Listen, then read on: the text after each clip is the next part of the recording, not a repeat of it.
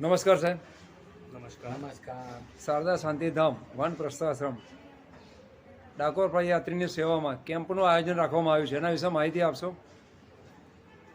તો આ એક શારદા શાંતિધામ વૃદ્ધાશ્રમ હીરાપુર ગામ છે, જ્યાં અમે લોકો વૃદ્ધાશ્રમની જો વાત કરું તો 20 વર્ષથી વૃદ્ધાશ્રમ ચલાવી રહ્યા છીએ અને 19 વર્ષ થયા અમારે ડાકોર જતા પદયાત્રાળુઓ માટે અમે આ રીતે વિશાળ ભંડારાનું અને વિસામાનું આયોજન કરીએ છીએ, જેમાં મેઇન સહકાર શારદા શાંતિધામના મુખ્ય ટ્રસ્ટી શ્રી અશ્વિનભાઈ પંડ્યા અને જગદીશભાઈ પટેલ અને હું રીતેશ ઠક્કર, અમે 3 જણા આ આયોજનમાં બીજા મિત્ર મંડળના સહાયથી આ ડાકોર જતા પદયાત્રાળુઓની સેવાનું કામ સુંદર રીતે પૂરું પાડીએ છીએ. અને સદાય એવો પ્રયત્ન હોય છે અમારા પ્રમુખ ટ્રસ્ટી દ્વારા કે ભાઈ દરેક પદયાત્રીઓને કોઈપણ જાતની તકલીફ પડ્યા વગર નાનામાં નાની જરૂરિયાત એટલે કે અત્યારે મોબાઈલનું જે બેટરી ચાર્જ હોય તો તેની પણ સુવિધા ઉપલબ્ધ કરવામાં આવે છે અને એ લોકોના વિસામાની વ્યવસ્થા કરવામાં આવે છે. અને જે ભોજન અમારે લેવાનું છે સવાર સાંજે, એ જ ભોજન સવારે દાળ ભાત પૂરી શાક, સાંજે ખીચડી કઢીને પૂરી શાકની પ્રસાદી પદયાત્રીઓને પીરસવામાં આવે છે. હું અશ્વિનભાઈ પંડ્યાને કહું કે ભાઈ હવે એના વિશે વાત કરે.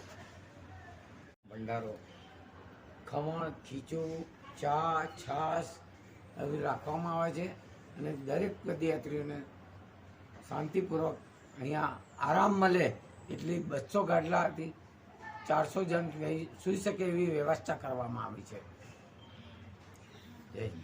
જય રણછોડ. આપનો મેસેજ આપશો સાહેબ? જગદીશભાઈ Patel, Hirapur.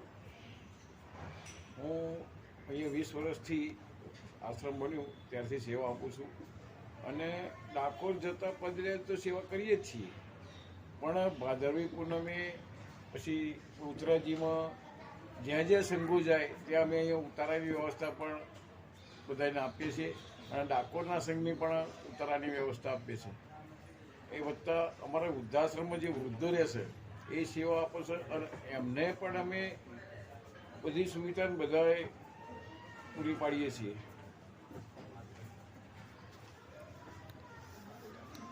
Okay, thank you very much. જય રણછોડ, જય રણછોડ, જય રણછોડ, જય રણછોડ, જય રણછોડ, જય રણછોડ. જય રણછોડ.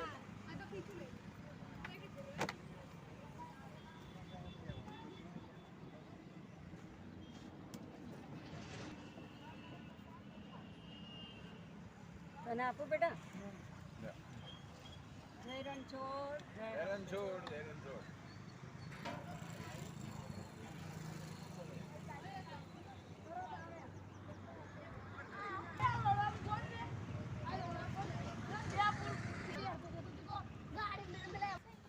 હા બધો ઘણો. શારદા શાંતિધામમાં જે સ્વયંસેવકો સેવા આપવા આવે છે તેઓને અમે પ્રસાદી રૂપે બુંદીની પ્રસાદી આપીએ છીએ.